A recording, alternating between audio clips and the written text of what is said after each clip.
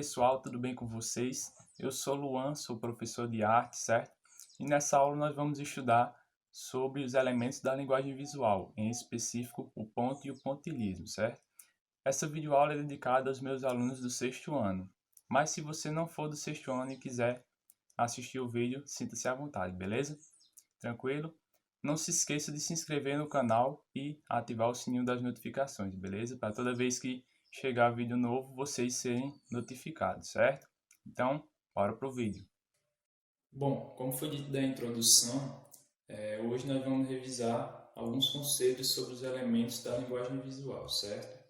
Em específico, o ponto e a técnica do pontilhismo, beleza? Então, bora lá. Primeiramente, eu gostaria de relembrar com vocês, o que são os elementos da linguagem visual, certo? Os elementos visuais constituem a substância básica daquilo que vemos. A estrutura da obra visual é a força que determina quais elementos visuais estão presentes e com qual ênfase essa presença ocorre. Nesse momento vocês devem dizer assim: professor, não entendi. Calma que eu vou explicar, certo? Resumindo, toda imagem ela possui alguma informação, algum conteúdo ou alguma coisa. Ela carrega isso em si, certo? Isso é por causa da comunicação visual, certo? Quando observamos uma imagem, nós vemos ela de uma forma geral, observamos ela como um todo, né? Mas esse todo, ele também é formado pelo quê? Por partes, certo? Que podem ser observadas separadamente, né? E o que seriam essas partes? Basicamente, são os elementos que compõem a imagem, beleza? E o que seriam esses elementos? São o ponto, são a linha, a textura, a forma, certo? Então, basicamente, esses são os elementos da linguagem visual, certo? Entendido? Então, vamos seguir. Bom, então hoje o nosso objeto de estudo vai ser o ponto, beleza? Eu vou ler o slide e vocês tentem me acompanhar aí, certo? O ponto é a unidade de comunicação visual fundamental. Ele é o elemento mais simples da linguagem visual. Então, basicamente, o ponto ele é a base de toda a linguagem visual, certo? Na geometria, o ponto é o lugar onde duas retas ou linhas se cruzam, certo? Se vocês gostam muito de geometria, então, olhem aqui, ó. Eu tenho uma reta aqui e outra reta. Repara ó, nesse pontinho vermelho aqui, que é o cruzamento dessas duas retas ou linhas, beleza? Então, nós chamamos esse cruzamento, esse encontro aqui, de ponto, beleza? Tranquilo? Então, vamos seguir. Quanto à classificação, o ponto ele possui basicamente duas classificações, que seriam o ponto geométrico e o ponto gráfico. Na geometria, o ponto geométrico não apresenta medida de comprimento, largura e altura, certo? Isso pode parecer um pouquinho confuso para entender, mas basicamente na geometria ele é mais uma ideia, certo? Não, a gente não tem uma representação, digamos, física dele na geometria, certo? No ponto geométrico, belezinha? Cuidado para não confundir. Então a gente representa na geometria esse ponto geométrico colocando uma letra maiúscula do nosso alfabeto ao seu lado, beleza? Como a gente tem aqui, ó. Prestem atenção aqui, ó. A gente tem minha reta R aqui e minha reta S, E o encontro, o cruzamento dessas duas retas, onde elas se cruzam, eu dei o nome de ponto A, belezinha? Entendido? E a gente, como é que se lê isso? A gente lê ponto A, ponto B, ponto C, ponto D, ponto E e assim sucessivamente, certo? Tranquilo? Se não entender o vídeo, volta um pouco, lê mais com calma, certo? Belezinha? Então vamos seguir. Já o ponto gráfico é o ponto que apresenta dimensão, isto é, apresenta contraste com a superfície. Aqui a gente já está falando do ponto específico, aquele que você pega o seu lápis, sua caneta e encosta no papel, no caderno, aquele encontro do seu lápis com o papel é o que chamamos de ponto gráfico, é a representação do ponto, no seu caderno, beleza? Na sua folha com o seu lápis, belezinha? Deu para entender?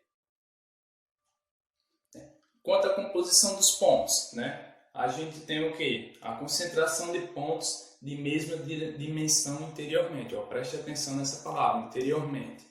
Olhe para a imagem aqui, ó, essa primeira imagem.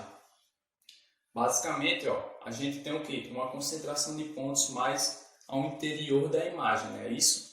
Por isso, chamamos de concentração interiormente, belezinha? Já a nossa segunda composição é a concentração de pontos de mesma dimensão exteriormente, ó. Exteriormente.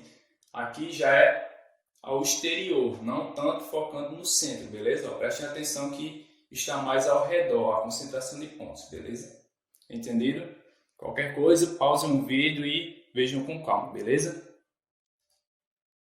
Né? O nosso terceiro caso são as diversas concentrações de pontos de mesma dimensão. Ó. A gente tem várias concentrações numa mesma dimensão, beleza? Você tem um monte de pontos aqui, ó.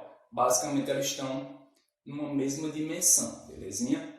Já o nosso quarto caso, a gente tem diversas concentrações de pontos variando as dimensões. Ó. Você vejam que tem muitas concentrações de pontos, só que em várias dimensões, em vários locais diferentes, beleza? Entendido? Então, com os pontos gráficos também, né, nós podemos definir imagens figurativas de objetos, de frutas, de rostos, de figuras geométricas, de vegetais e por aí vai, certo? Aqui nós já entramos na parte da utilização da técnica do pontilhismo, que seria pegar os pontos, né, a junção de vários pontos para criar, né, imagens de tais objetos, de tais figuras, certo? A gente vai estudar um pouquinho à frente no vídeo essa técnica, beleza? Bom, nesse momento você deve estar se perguntando, bom professor, mas eu só posso utilizar os pontos para desenhar, para fazer um desenho ou alguma pintura? Aí eu respondo que não, né? Com a evolução das tecnologias, né, nós tivemos o surgimento das imagens digitais. Bom, mas o que são essas imagens digitais, né? São imagens que são formadas por pixels. Bom, mas o que seriam esses pixels, né? São as menores unidades de uma imagem, basicamente, né? Esses pixels são compostos por pequenos pontos coloridos, basicamente. Ou seja, essa imagem ela é formada por pequenos pontos. Deu para entender mais ou menos? A gente teve uma aula de imagem digital, acredito que vocês lembram aí um pouquinho, certo? Então, basicamente, né, uma imagem digital é aquela imagem que você tira com o seu celular, com o seu computador, certo? Então, ela é formada por vários pixels e esses pixels são formados por vários pontos. Então, basicamente, essa imagem digital é uma junção de vários pontos, belezinha? Tranquilo? Então, vamos adiante. Bom, pessoal, por fim nós vamos falar um pouco sobre o pontilhismo, certo? Ou o neoimpressionismo. Vocês podem encontrar ele com esses dois nomes, certo? Só para situar vocês do porquê que ele se chama neoimpressionismo, certo? Existia um movimento, né, surgiu na França no século XIX chamado impressionismo, certo? No impressionismo, o artista deixava de lado um pouco o rigor técnico do realismo, certo? Onde ele tinha que pintar uma forma perfeita, com muitas preocupações com as técnicas, beleza? E com as formas. Então, no impressionismo, ele deixava isso de lado. Um pouco desse rigor, certo? Ele saía do estudo, ele entrava mais em contato com a natureza, as obras eram sobre paisagem, certo? O contato era maior com a natureza, sem muito rigor, certo? Já no neoimpressionismo, no pontilhismo, né, ele também se conecta com a natureza. Porém, os artistas tinham uma preocupação com a técnica, né, com as formas, como a luz atingia a obra, certo? Então, basicamente, só para situar vocês sobre por que neoimpressionismo, belezinha? Entendido? Bom, vamos ler aqui comigo, certo? No século XIX, surgiu na França uma corrente de pintores chamados neoimpressionistas, como eu já expliquei o que era neoimpressionista, certo? Utilizaram como elemento base de suas pinturas o ponto. Esse movimento, baseado na sistematização científica de leis ópticas, segundo as quais, na visão, a forma e a cor são compostos de luz e outros elementos. Como eu falei, eles se preocupam muito com a luz e com as formas, certo? E com os elementos que vão influenciar a obra, beleza? Vamos em frente. Então, o pontilhismo ele foi um movimento, né, criado em 1885 pelo artista Georges Seurat, né, e com a colaboração de Paul Signac, certo? Aqui embaixo nós temos uma obra de Seurat, né, que se chama Uma Tarde de Domingo na Ilha de Grande Jetê. É uma das obras, se não a principal obra de Seurat, certo?